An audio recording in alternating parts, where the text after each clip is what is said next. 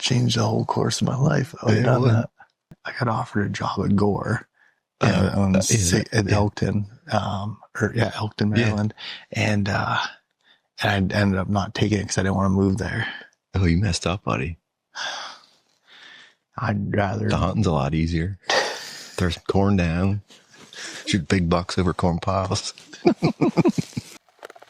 was like, well, if I throw a mic on, then I can help others the way that these people have all helped me. Born in the heart of the Pennsylvania deer camp. With the help of experts, friends, and local legends, we bring you valuable knowledge and powerful stories for your hunting adventures. Welcome to the East Meets West Hunt Podcast with your host, Beau Martonik.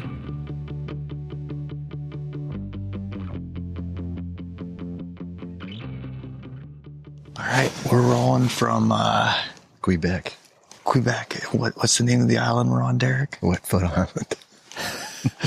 So we're on Wetfoot Island. This is the first time I've done a remote video podcast while we're actually hunting. So that is my first podcast. And this is Derek's first podcast. So Derek Testerman that I have here, he's filming on this hunt. So photographer, videographer, and also would you call yourself the head brewer over at Big Truck Farms? Yeah, that's a good. Is that a good?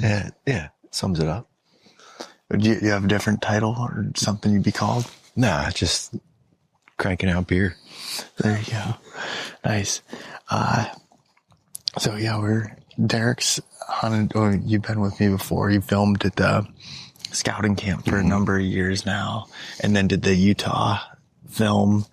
What was, I already forgot the name, Echoes of the West. Yeah, Echoes of the West film. Yeah.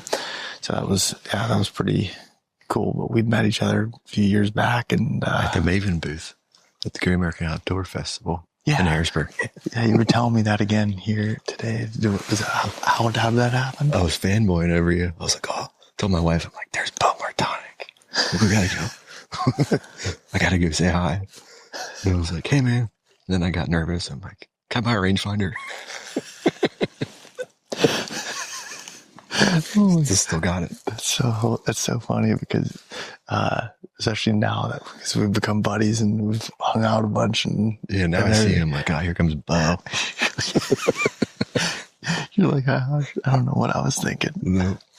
Oh man. But yeah, so we're up here in Canada moose hunting right now.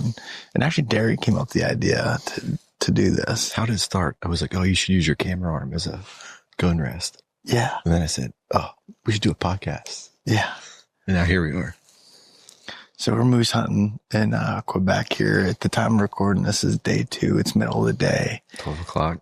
It's been pretty slow action-wise here so far, but we are in a really cool spot where we're on an island that we've named Wetfoot Island because when I brought the canoe in, I went over my boot, had a wet foot. For the first night.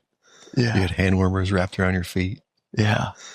Yeah. Yesterday was kind of cold for our first day, and there was frost in the morning when we got out to my truck. And it's 60s now and we're still bundled up. Yeah. It's not that warm yet, I don't think. Well, it might be, but there's a good 20, 25 mile per hour wind. It actually just calmed down for the first time. Well, I knew we were doing a podcast. Yeah. It's like, we'll just chill for a minute. Let these guys do their work. Yeah. So this hunt is, so my dad and my brother are here hunting. They're in a different area, and we got, me and Derek here, and our strategy so far has kind of been, at least from what we've been told here in Quebec, like to go and hunt in this super, super thick, as they call it, the bush, just big timber woods, just thick, a lot of conifer trees, still a lot of stuff that you'd see in Pennsylvania and stuff too, a lot of maple, birch type of trees like that. But it was either still hunting, walking, calling, learned that you should spray yourself down with dope or with piss. Moose piss. Yeah. We did not bring any moose piss. But we're doing a little bit of calling and sitting. So there's the two options. The thing about walking and still hunting, which I love that idea. It's just that it's so thick. Mm-hmm. I don't know. I think it'd be difficult to be able to do it unless you're walking old like ATV trails or something. But I don't think you're going to find a place that you can see this much ground. No, no, that's for sure. And so we've decided, at least for right now, is to kind of sit at this lake. And so the way that this hunt has worked, and I'm going to wait until I do the podcast with Kurt, my dad, to have Kurt give me kind of the full background on what we're doing here and how kind of like if someone else wanted to plan a hunt like this, how you could do it. But essentially we have an allotment of an area that we're allowed to hunt. So it's sizable, I think 10 square miles, but that's not huge, but it's not small either. And, historically the outfitter that like is in charge of these areas told us kind of where some people have sat as far as like some wooden stands they've built.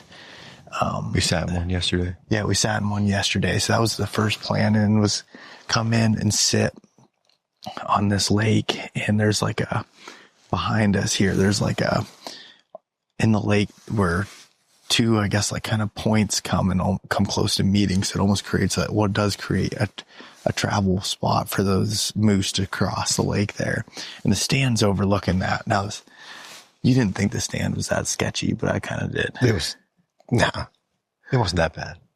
I've been in worse. Yeah, but it's basically like a pallet up Yeah, on, it's like 2x4s on 2x4s strapped to a tree. Yeah, with twist ties. And some of the screws that were in it, where you see they were pulled out. The one brace I was like, I didn't see a screw on the whole thing. Oh, there was a couple screws. Oh, okay. Then it's safer than you thought it was. Yeah.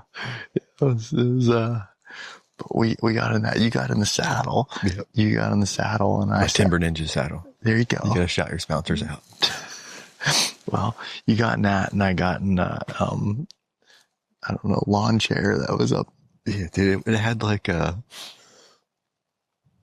crochet, grandma's crochet, like seating on it. It was nice. So we were up in that, and then decided that there's a canoe. I missed to mention that there's when they were telling us, they're like, oh, there's a canoe at this lake, and there's a flat bottom John boat at another lake. And I was like, oh, it'd be cool to kind of canoe up in there. And we don't really know where to start. Or how to canoe. Yeah.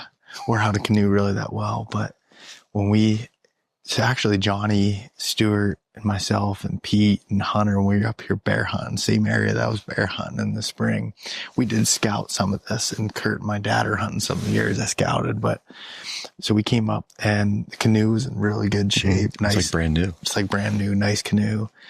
So we jumped in that and just started working our way up to the lake here. And we, got past the land bridge where it looked like the moose would be crossing, and you spotted the island.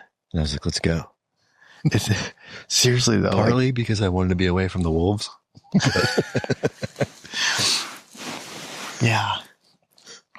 So it's a little island. What is it? Probably 60 yards long. If that. Yeah. It's probably like 30 by 20 maybe. Yeah. It's not big. It's okay. Not very big, but it's a little island, but it's perfect. And actually, like the wind we have today is like where you're looking at us. If you're watching the video version, it's coming across to here, and we can see like 270 degrees around the lake. The land bridge is and the land bridge right behind us. That's only 80, 90 yards behind us. And we can see 414 yards to the other side of the lake. So set you up good. It's perfect. And we were talking about it last night when we first ranged it.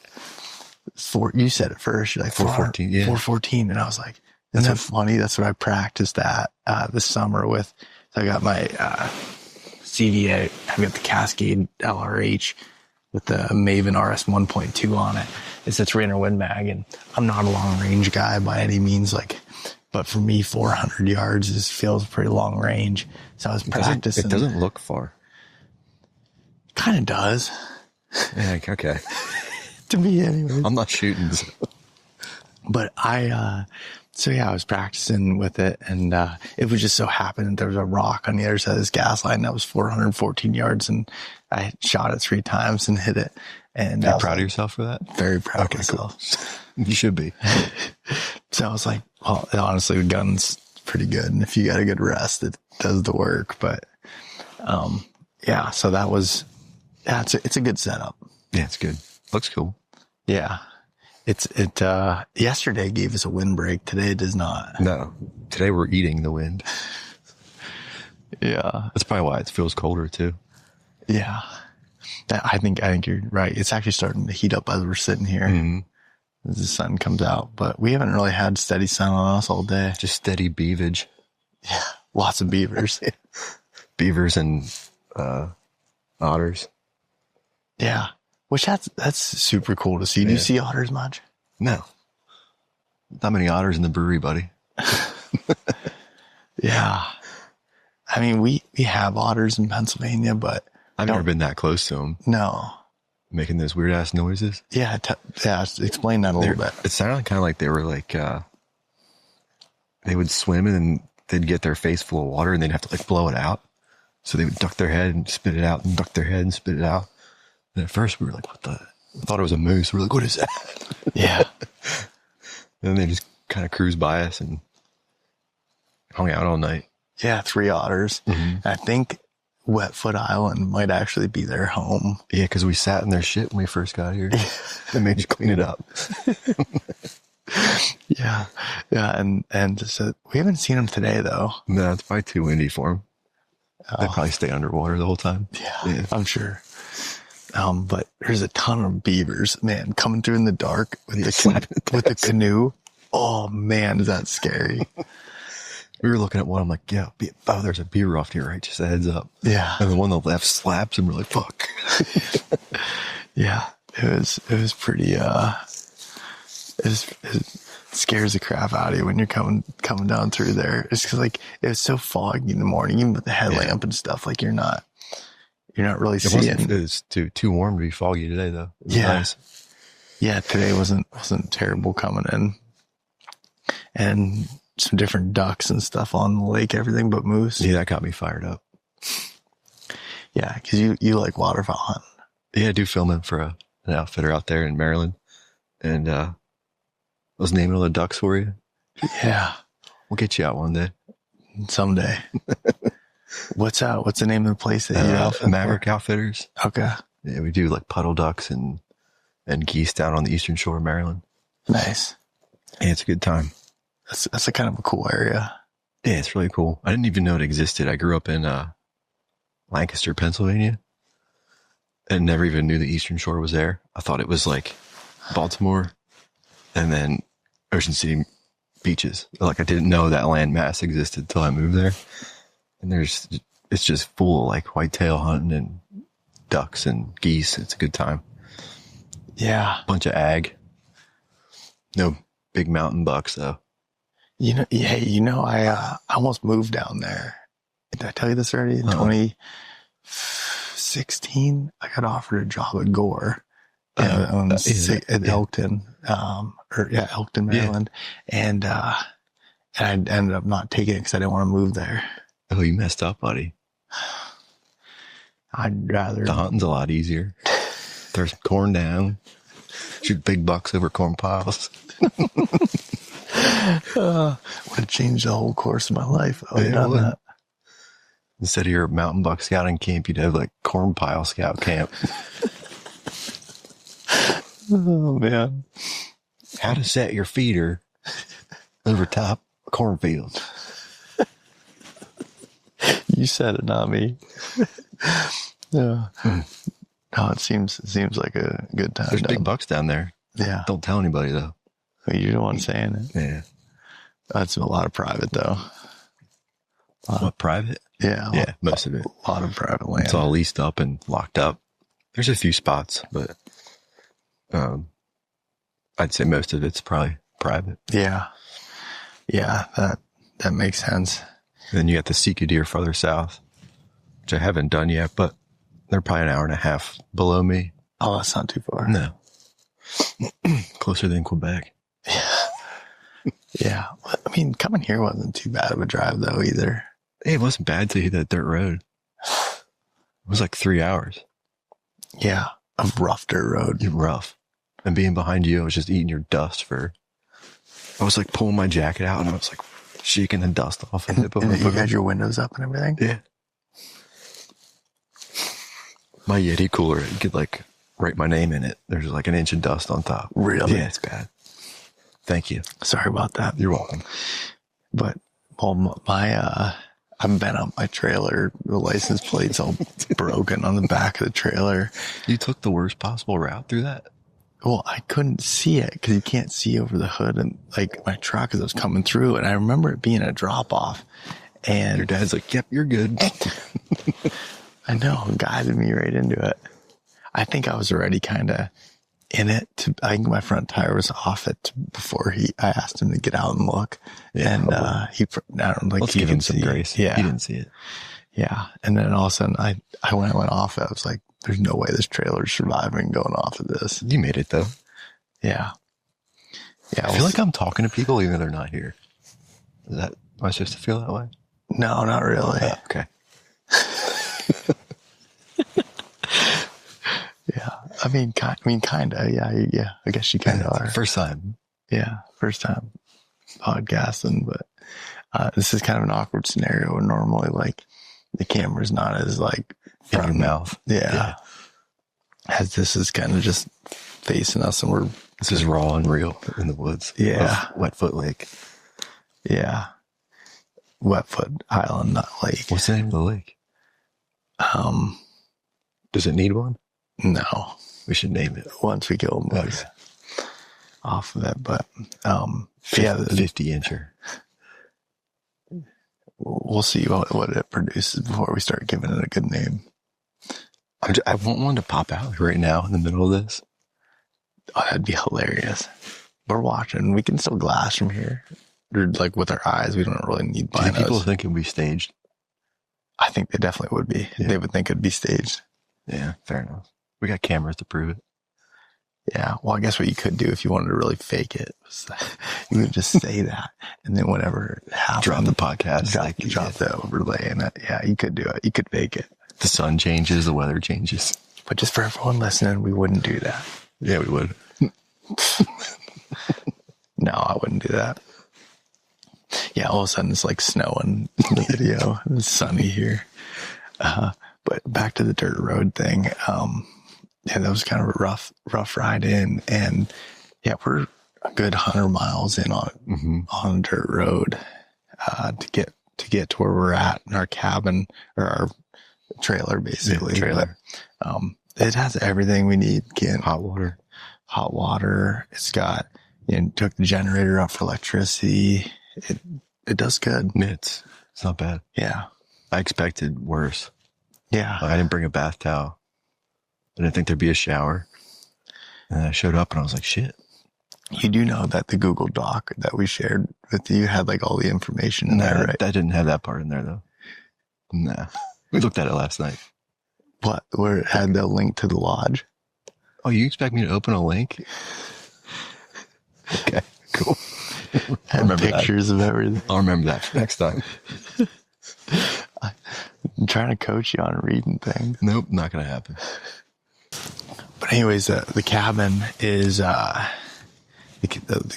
cabin's done what we needed it to do. But I also brought that's what I was going to bring up. So I had one of the Freedom campers, that I brought on the back of the trailer with my 4-wheeler. So I have a 2003 Honda Rancher 350, and the Freedom campers, the whole point of that really for this trip was one to test it out. And so I met those guys at a show, and they're pretty cool because they're very cheap for a camper as a camper goes, and you can put them on any utility trailer. But I wanted to test that out. Where are they from? They're down by Lancaster, Pennsylvania. Oh, okay. Yeah. And, really, I mean, they're sweet design. And for someone that doesn't want to like buy, say, like a rooftop tent or something that you're only using for, a certain time of the year or whatever, like you, for the same price, if not less, you can buy that and strap it to a utility trailer or throw it in your truck bed, whatever. It's pretty cool, but pretty light. 190 pounds. So you can move it yourself. Yeah, it's better. It'd be better to have two people, but it's not terrible. And then, but so I have an air conditioning unit on it. And the whole point of that is because for moose, for moose, if we end up getting 2 moose here, we would have needed like 850 quart coolers, which are huge. Like the giant Yeti that I have at the thing, we need like 8 of those to fit 2 moose in it. It's like, or like a giant chest freezer. Well, when I was talking to those guys, I was like, they were telling me how this is basically like the foam that's in a Yeti cooler is what's in this camper. And you get your AC unit. And I got the AC unit, and they're like, you can get it down to about 50 degrees when it's 85 outside. They said they hadn't tested it when it was colder outside.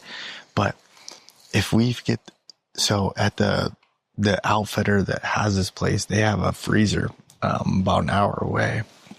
If we can get everything frozen solid and thrown in there to take back home, it should be perfectly fine by the time we get back. Good. So it doubles as a camper in case you guys start snoring worse than Kurt already is. And also, but it can be like a meat locker too. So that's a cool double feature of it. But do you know how Kurt brought earplugs because he snores? Mm-hmm. And he only wears the earplugs for himself. He offered them. Oh, he did? Yeah. Oh, gotcha. Yeah. I figured you must have been having trouble because I could hear him out and I'm sleeping in the kitchen area. I've been sleeping pretty good. You have, yeah? I'm getting sick again, which is like typical for every time I go on a hunt. But get run down, drive through the night. What time did you leave? 1? Mm-hmm. Yep. It was a long drive. 12? Yeah, I ended up being about. We got to the lodge at 2. Yeah, so 13 hours. Yeah, it's not terrible. No, it's not. It's just in the middle of the night. It's tough to leave at that time and get it done. But 2 was your check-in? How that worked? Yeah. So we had to be here to get our buyer tags and go through all the info and stuff at 2:00. But no, it's been cool so far. It's early on in the hunt. We're going to do, like I said, we'll do at least one more podcast, talking about the actual, the rest of the hunt and hopefully some success stories and stuff with it. But thought that was a cool idea. You had, to be on our island here and just talk about it. It's the first time anyone's ever podcasted from this island. From this island, I would agree. Yeah. I don't know if anybody ever will again. No, probably not. Unless we just do made it. history. Unless we do it again. Like tomorrow. Yeah. And everyone's like, all right, you guys can stop doing those. It's kind of like an Instagram Live, but close. Yeah, other than like, I don't know when I'll release this. Yeah, fair enough. I said it was close. I didn't say it was the same. Yeah. Actually, if you guys are listening to this, it's live whenever you hear it. Just edit a little blinking red light in the corner. Yeah. To make it seem like it is. Like, didn't I just see you hunting in the snow for deer yesterday? Yeah. Sunny in Quebec. Yeah. No, it's got a cold front coming in though. Tomorrow. Or Tuesday. What's today? Today's Sunday. So yeah, Tuesdays are going to be a morning of definitely below freezing. Mm-hmm. Cause I think it was calling for low 30s, but yesterday it was called for 42 and there was a frost. Yeah. So whatever the weather is, you probably take 5-10 degrees off of it. So it's going to be chilly. A little frozen lake action. A little puffy pants action. Yeah. It's been good duck hunting weather. Is it? Yeah. Good thing we're not duck hunting. Duck guys. The other thing, like, I don't know, it's been cool to be up here. It's like, and now we have like anybody that comes and does one of these like types of hunts is, and we're Lac Brûlé is the outfitter that we went through, and so they have like, I don't know, 17 different zones that they have for moose. So like when you book, like you get your own zone. So we have exclusive rights to this area for this time frame. Now there was a group of hunters in here last week and they killed a moose. So last Sunday or something. Yeah, like a week ago. Yeah. So it's not like it's completely unpressured, but it's nice that when you're here, like you don't have to worry about running into anybody else, and you can't find that too many places. So it's pretty cool. It's like semi-private almost. Yeah, that's exactly right. I mean, yeah, I don't know how it works in Canada, but it's something where like the outfitters get exclusive rights to certain property, even though it's not really They don't own it. Yeah. I don't. Maybe it's like a lease program or something. Yeah, we have some Canadian listeners, so maybe they can help clarify on that. But tell us we're moose hunting wrong. Well, I'm sure we are. Like, why did you sit on an island for 7 days straight? Yeah, I don't know. We'll see what happens, but we're definitely enjoying it. It's beautiful here. And the last thing I did want to bring up before we end this was they said the wolves have been crazy this year. So the group that killed last Sunday, the moose they shot, the calves are all bit up. Yep. Or the hindquarters, whatever you call it. Yeah, and the outfitter's son was talking about him coming out and pack of wolves following him. He's circling him. Yeah, coming out. So no, I did buy the permit so I could shoot one while I'm here if we see one. So that'd be really cool. That'd be awesome. I just want to film them, honestly. Yeah. After watching that video Donnie Vincent did. Yeah. I just like always want to film wolves staring at me for some reason. Yeah. That's primal almost, you know? Man, that'd be an eerie feeling. Yeah. I guess you don't know till they stare at you, like what it feels like. Yeah. You're going to be like scared shitless or going to be pumped. Yeah.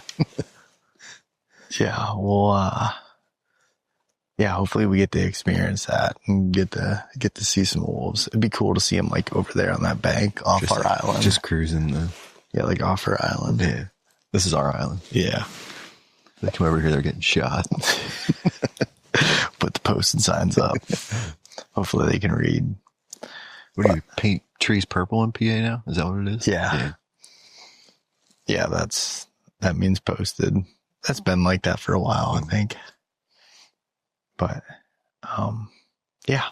Well, I think we'll wrap up this little mini episode here out in the bush. Thanks for having me. Yeah, thanks, Derek. So where can people check out some of your stuff at in case you're not on the next one? Oh, in case I'm not on the next one. In case I don't make it through this trip. I don't really post that much, to be honest with you, but just my Instagram probably. Derek Testerman. Don't check out Derek's stuff. I think I have like 15 posts. I gotta do better, but yeah, Derek does a really good job with photography, videography, and now getting into it, doing some editing and films and things. Long way to go, though. Hey, but you're working at it, and it's awesome to be able to see you from when I met you, and you were just trying to learn with the camera to where you're at now. It's been night and day. Day one scout camp. Yeah. Hey, can I come take some pictures of you? Yeah. And now you drag me out here to this wolf-infested lake. Trying to sink you in a canoe in the muck-filled lake. That's just like Maryland, though. Yeah. You walk into any water hole in Maryland, it's really that stinky like mud. Yeah, it's gross. All right. Well, we're gonna get back to glass and maybe a little nap first, a little nappy poo, a little coffee.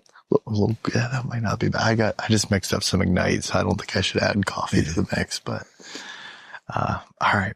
Well, thanks everybody for listening. If you do like this style of video podcast, let us know and we'll do more of them. If you think that it was dumb, then let us know too. I like it. Just privately. I know it doesn't matter if you like it. Oh, okay. Just kidding. All right. Thanks guys. That was fun. Hey guys, thanks so much for listening. If you enjoyed this conversation, share it with your buddies. Leave us a rating, a review, and subscribe. If you want to check out more content like this, there's plenty in the links below. We truly appreciate having you guys along with us.